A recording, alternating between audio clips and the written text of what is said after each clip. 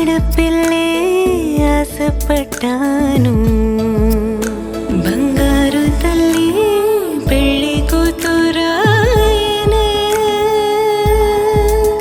మనసంతా నిందనే, సొంతం బంధం నువ్వే, బంగారం నువ్వే. CMI Jewelry for your golden moments. నమస్తే, పినే న్యూస్ స్వాగతం. ప్రభుత్వానికి పరిశ్రమల యజమానులకు వారధిగా పనిచేసేది ఛాంబర్ ఆఫ్ కామర్స్ అని మాజీ మంత్రి సిద్ధా రాఘవరావు అన్నారు. నగరంలోని కేబీ రెస్టారెంట్ సమావేశ మందిరంలో జరిగిన chamber of commerce central zone అధ్యక్షులుగా పదవి బాధ్యతలు చేపట్టిన సిద్ధా సుధీర్ బాబు ప్రమాణోత్సవ కార్యక్రమంలో ఆయన ముఖ్య అతిథిగా హాజరయ్యారు. పరిశ్రమల అధిపతుల యొక్క సమస్యల పరిష్కారం కోసం ఛాంబర్ ఆఫ్ కామర్స్ కృషి చేస్తుందని అన్నారు. 72 రాష్ట్ర అసోసియేషన్లు కలిపి ఛాంబర్ ఆఫ్ కామర్స్ గా ఏర్పడిందని తెలిపారు. రాష్ట్రంలో ఛాంబర్ ఆఫ్ కామర్స్ 3 జోన్లుగా విభజించి సెంట్రల్ జోన్ కు సిద్ధా సుధీర్ బాబును అధ్యక్షులుగా ఎంపిక చేయడం అభినందనీయమని అన్నారు. ఛాంబర్ ఆఫ్ కామర్స్ ఇండస్ట్రియల్ సమస్యలపై కేంద్ర రాష్ట్ర ప్రభుత్వాల దృష్టికి తీసుకువెళ్లి సమస్యలను పరిష్కరిస్తుందని, అందువల్ల ఛాంబర్ ఆఫ్ కామర్స్ ప్రోత్సహించాల్సిన అవసరం ఉందని అన్నారు. భవిష్యత్తులో ఛాంబర్ ఆఫ్ కామర్స్ ప్రభుత్వానికి పరిశ్రమల యజమానులకు మధ్య వారధిగా ఉండి మంచి పేరు తెచ్చుకోవాలని ఆయన కోరారు. Central zone chamber of commerce అధ్యక్షులుగా ఎంపికైన సిద్ధా సుధీర్ బాబును పరిశ్రమల యజమానులు, సిద్ధా కుటుంబ అభిమానులు పెద్ద ఎత్తున పాల్గొని ఘనంగా సత్కరించారు. ఈ కార్యక్రమంలో ఛాంబర్ ఆఫ్ కామర్స్ రాష్ట్ర అధ్యక్షులు Potluru Bhaskar Rao, executive chairman N Raghurama Reddy, Akkayya Naidu, central zone vice chairman Satish Babu, Rayalaseema zone chairman K V Chowdary తదితరులు సభ్యులందరితో ఇంటరాక్ట్ అవుతూ వాళ్ళకి కావాల్సినటువంటి ఇన్పుట్స్ అన్ని ఇస్తూ వాళ్ళకి సహాయ సహకారాలు అందిస్తూ ఉంటుంది. సో మేము చేపట్టిన కార్యాలతో ప్రమాణ స్వీకారం చేస్తామండి. నేను chamber of commerce, AP chamber of commerce and industry federation central zone చైర్మన్గా బాధ్యతలు చేపడుతున్న సిద్ధా వీర వెంకట సుధీర్ కుమార్ అనే నేను వ్యాపారస్తుల సమస్యలపై ఎప్పటికప్పుడు స్పందిస్తూ ఛాంబర్ ఆఫ్ కామర్స్ యొక్క సభ్యుల సలహాలను సూచనలను పరిగణనలోకి తీసుకొని సెంట్రల్ జోన్ పరిధిలోని వ్యాపార సభ్య సంఘాల అభివృద్ధిలో భాగస్వామ్యంతో వ్యాపారస్తుల ఐకమత్యానికి కృషి చేస్తామని సెంట్రల్ జోన్ మరియు రాష్ట్ర స్థాయి ఛాంబర్ ఆఫ్ కామర్స్ కార్యవర్గాలతో మమేకమై మన వ్యాపార వ్యవహారాల సమస్యలను వారి ద్వారా సంబంధిత రాష్ట్ర స్థాయి అధికారుల దృష్టికి తీసుకుని వెళ్ళి పరిష్కరించడానికి కృషి చేస్తానని మనస్ఫూర్తిగా ప్రమాణం చేస్తున్నాను.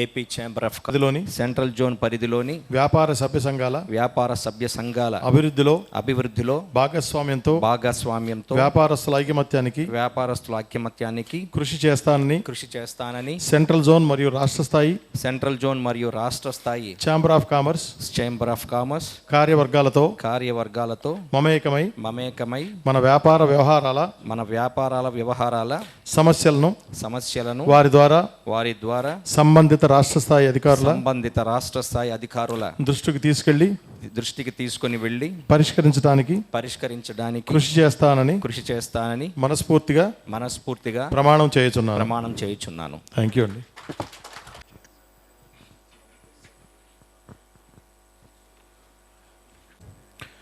ఈరోజు మనకి ఈ కార్యక్రమానికి విశేష అతిథిగా విచ్చేసినటువంటి యూనియన్ బ్యాంక్ ఆఫ్ ఇండియా గారిని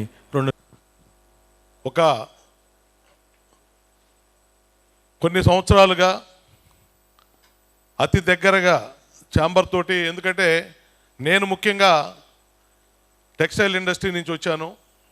ఇందాక భాస్కర్ గారు చెప్పారు ఏపీ టెక్స్టైల్ మిల్స్ అసోసియేషన్ నేను గత 2 టర్మ్స్ అంటే 19, 20, 21, 22, 23 మొన్నటి వరకు కూడా నేను స్టేట్ అసోసియేషన్ చైర్మన్గా ఉన్నాను. టెక్స్టైల్ ఇండస్ట్రీకి. టెక్స్టైల్ అంటే వీవింగ్ స్పిన్నింగ్, వీవింగ్, గార్మెంట్ వరకు ఉన్నటువంటి ఏదైతే ఇండస్ట్రీ ఉందో ఆ ఇండస్ట్రీ అందరికీ కూడా ఏపీ టెక్స్టైల్ మిల్స్ అసోసియేషన్లో ఉంటుంది ఆ ఇండస్ట్రీ అంతా. దానికి నేను అసోసియేషన్ చైర్మన్గా ఉండటం జరిగింది. 2 టర్మ్స్ చేశాను. మొన్ననే లాస్ట్ మంత్న నేను సంబంధించిన టీం అంతా కూడా ఇక్కడికి విచ్చేయటం జరిగింది. అనేక విషయాలు ఛాంబర్ ఆఫ్ కామర్స్ సంబంధించి అనేక విషయాలు కూడా వారు మీటింగ్లో ఎక్స్ప్లెయిన్ చేయటం జరిగింది. ఛాంబర్ ఆఫ్ కామర్స్ ఉండటం వల్ల ప్రతి వ్యాపారానికి కూడా మనకు ఒక బెనిఫిట్ ఉంటుంది. ఎందుకంటే మనం సింగిల్గా పోయి మనం ఫైట్ చేయలేము.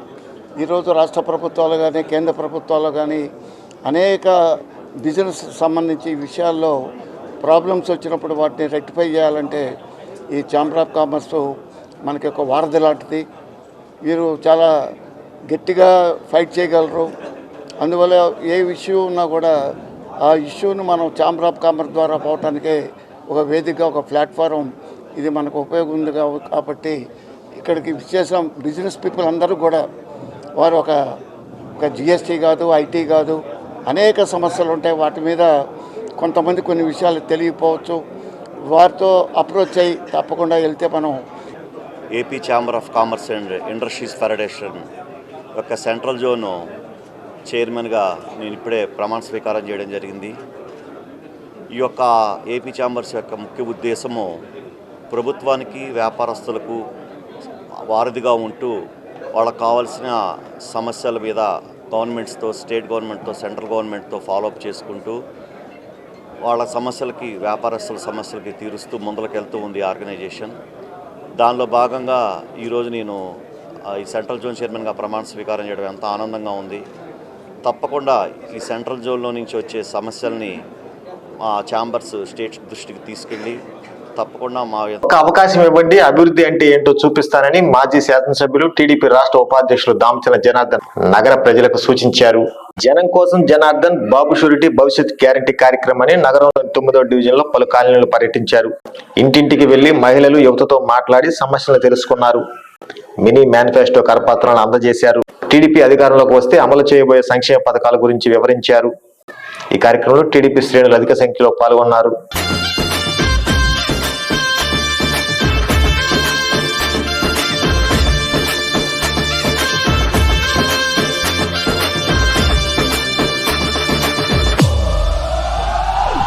ఎగిరే తెలుగుదేశం జెండా చేతబట్టినాడో, రామచర్ల మన జనార్దనన్న మనకై గదిలిండో, గడ్డ మీద అభివృద్ధిని చేసి చూపిండో, రామచర్ల మన జనార్దనన్న పిడికిలి ఎత్తిండో.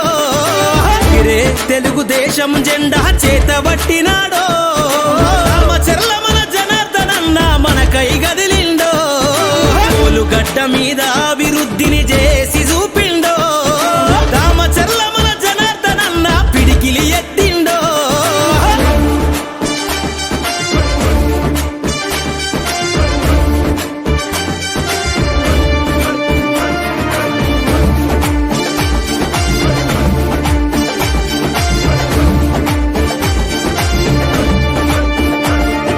తెలుగుదేశము జెండానే తన చేతిలోన బట్టి ఒంగోలు అభివృద్ధి చేయాలని తన మనసులో నదలిసి, కబ్జాదారుల పైన తను యుద్ధం ప్రకటించి, ఈ దొంగల ధర్మ జనార్దనన్న కళాన్ని సంధించి, తెలుగుదేశము జెండానే తన గుండె కత్తినాడే, తెలుగుదేశము జెండానే తన గుండె కత్తినాడే, ఒంగోలు ప్రజలకై జనార్దనన్న బయలుదేరినాడే.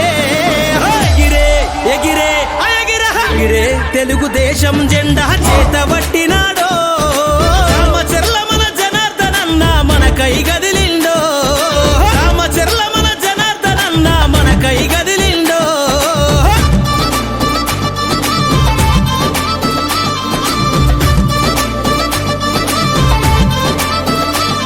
మన జనార్దనన్న ప్రజలందరికీ అండాదండ, అభివృద్ధికి అర్థం తెలిపే తెలుగుదేశం జెండా బట్టినాడో, రామచర్ల మన జనార్దనన్న మనకై గదిలిండో, రామచర్ల మన జనార్దనన్న మనకై గదిలిండో.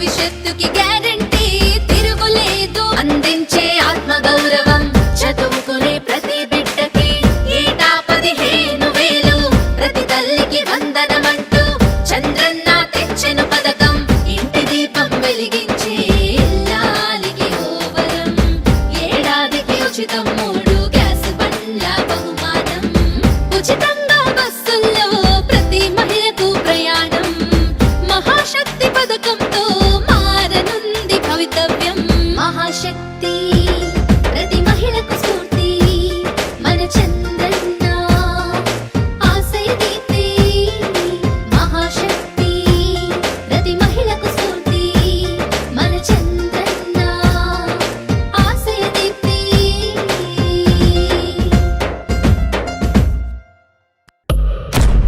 భవిష్యత్తుకు గ్యారంటీ, ఇది బాబు గ్యారంటీ.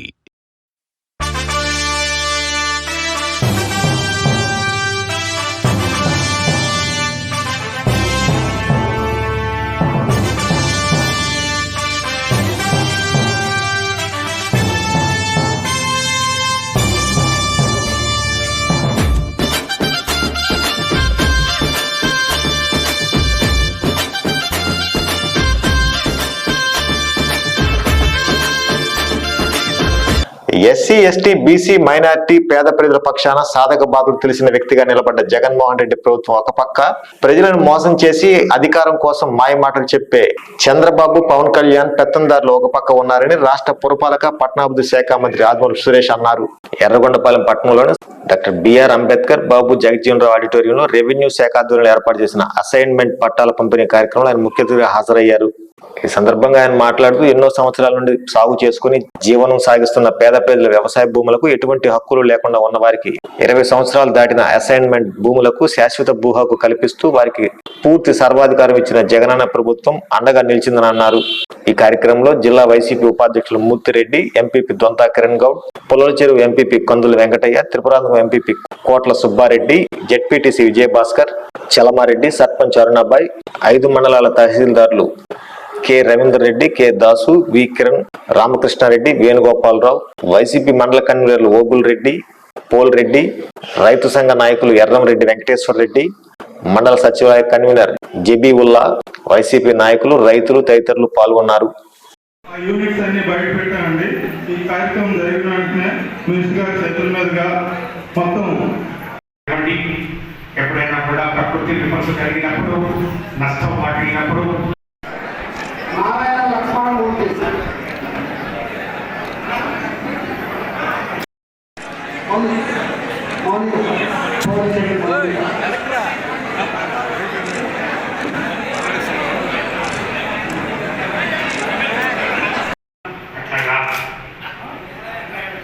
అట్లా అది కుదరదు.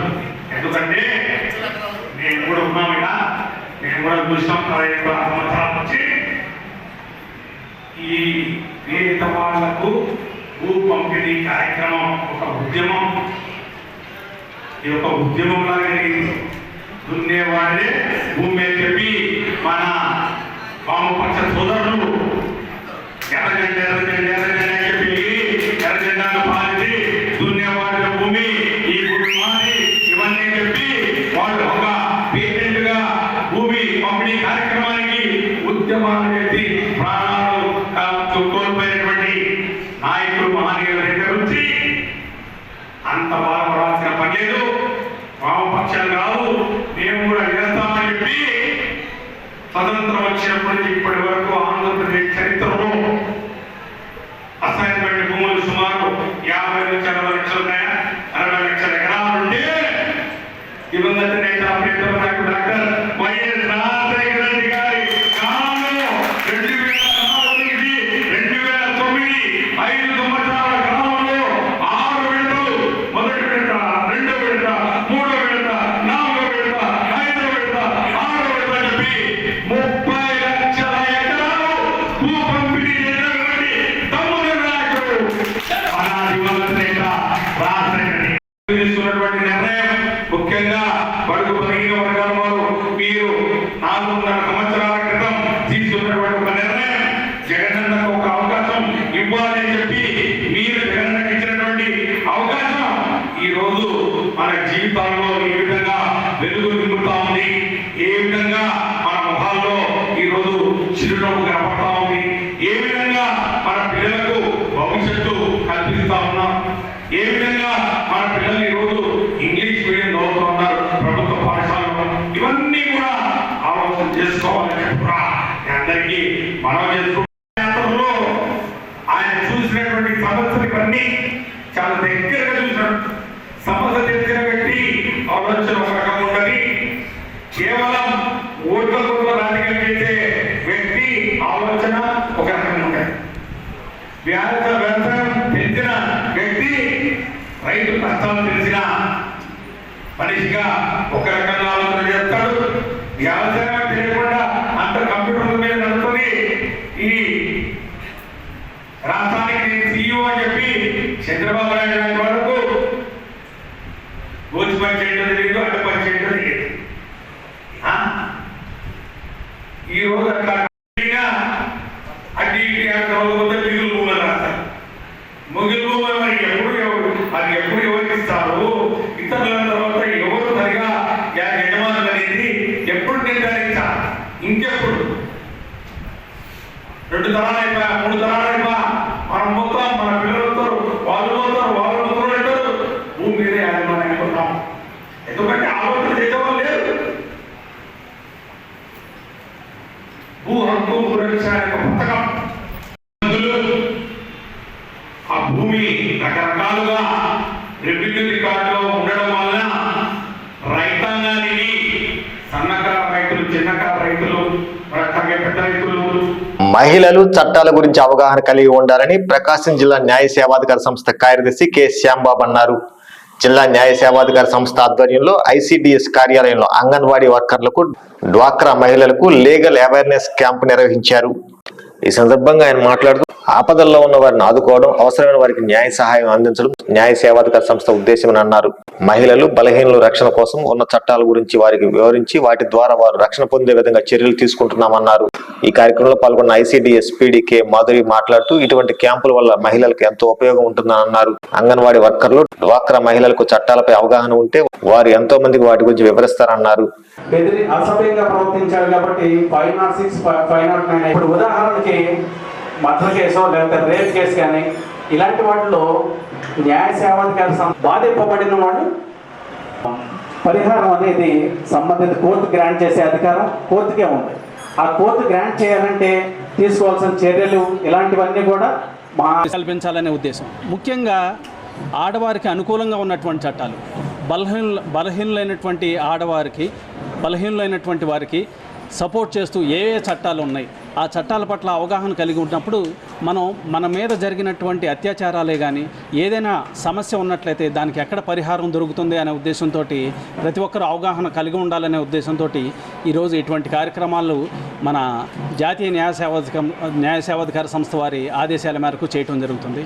ఈ కార్యక్రమంలో భాగంగానే ఇక్కడ మరి అంగన్వాడీ వర్కర్సే కానీ మన స్టాఫ్ వీళ్ళందరూ కూడా చాలామంది ఎంతో ఇంట్రెస్టింగ్గా పార్టిసిపేట్ చేశారు. వారందరూ కూడా శ్రద్ధగా విన్నారు. ఈ కార్యక్రమంలో ఇండియన్ పీనల్ కోడే కానీ, protection of women from sexual కానీ, తర్వాత ఎస్సీ ఎస్టీ వర్గాలకు సంబంధించిన వారు కానీ, సంవత్సర ఆదాయం 3 లక్షల లోపు ఉన్నవాళ్ళు కానీ ఎవరైనా సరే ఉచిత న్యాయ సహాయం పొందుకోవటానికి అర్హత ఉన్నవాళ్ళు వీరందరూ కూడా ఎక్కడ దగ్గరలో ఉన్నటువంటి కోర్టులో ఉన్నటువంటి మండల లీగల్ సర్వీస్ కమిటీ కానీ, జిల్లా న్యాయ సేవాధికార సంస్థలో కానీ అప్రోచ్ అయినట్టయితే వారికి కావాల్సినటువంటి పరిహారం ఎక్కడుంది, వారి సమస్యకి తగినటువంటి పరిష్కారం ఎక్కడ చూపించగలం అనేది వారికి చక్కటి సలహా ఇచ్చి ఎక్కడ పరిష్కారం ఉందో అక్కడ తగిన ప్రొసీడింగ్స్ కూడా ఇనిషియేట్ చేసేటువంటి అవకాశం మన జిల్లా న్యాయ సేవాధికారి కల్పిస్తుంది. జిల్లా న్యాయ సేవ ప్రభుత్వం తరపున రూపొందించబడ్డాయి. ఇవి ఏ విధంగా వాళ్ళ నిత్య జీవితంలో అన్వయించుకుని ఏ విధమైన న్యాయ సలహాలు పొందగలరు, అలాగే డిస్ట్రిక్ట్ లీగల్ సర్వీసెస్ అథారిటీ నుంచి ఏ విధమైన సర్వీసెస్ వారికి అందుతున్నాయి, ఇలాంటి విషయాలన్నిటి మీద అవగాహన కల్పించడానికి జడ్జి గారు వచ్చి అందరికీ అవగాహన కల్పించడం జరిగింది. ముఖ్యంగా అంగన్వాడీ సంబంధించి ఈ కార్యకర్తలు ఎవరైతే ఉన్నారో వీళ్ళు ఫీల్డ్ లెవెల్లో వీళ్ళు పనిచేస్తూ ఉంటారు కాబట్టి అక్కడ ఉన్న మహిళా సమస్యలు వాళ్ళకి బాగా అర్థమవుతాయి.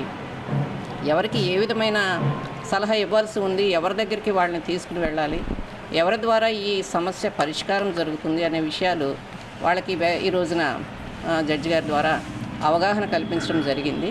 అందువల్ల వీటిలో వచ్చే ముఖ్యమైన లాభం ఏమిటంటే వారికి ఉన్న ఈ అవగాహన కార్యక్రమాన్ని, వాళ్ళకున్న జ్ఞానాన్ని వాళ్ళు పెంపొందించుకుని వాళ్ళ పరిధిలో జరుగుతున్న అత్యాచారాలు కానీ మహిళల పట్ల జరుగుతున్న అనాచారాలు కానీ వారు గుర్తించి ఈ వార్త సమాప్తం.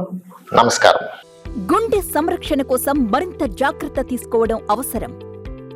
ప్రకాశం, నెల్లూరు, కర్నూలు జిల్లాల్లో తొలిసారిగా ఆస్టర్ రమేష్ హాస్పిటల్స్ ఒంగోలులో అత్యాధునిక 160 స్లైడ్స్ UCT 780 స్కానర్ అందుబాటులోకి తెచ్చాయి. Computerised tomography, coronary angiography, CTCA దీనివల్ల సాధ్యమవుతుంది. CTCA పరీక్ష వల్ల గుండెకు రక్త సరఫరా చేసే కరోనరీ ఆర్టరీస్ కి జబ్బు చేసిందేమో తెలుసుకోవచ్చు. గుండెపోటు వస్తుందన్న దానికి అదే తొలి హెచ్చరిక. ఇతర పరీక్షలతో పోలిస్తే ఈ ఆధునిక పరీక్ష వల్ల ఎన్నో ఉపయోగాలున్నాయి. అసలు సమస్యని కరెక్ట్గా తెలుసుకుని తగిన వైద్యం చేసే వీలుంటుంది. గుండెకు సంబంధించిన ఏ సమస్య ఉన్నా ఆస్టర్ రమేష్ హాస్పిటల్స్ మీకు కొండంత అండ.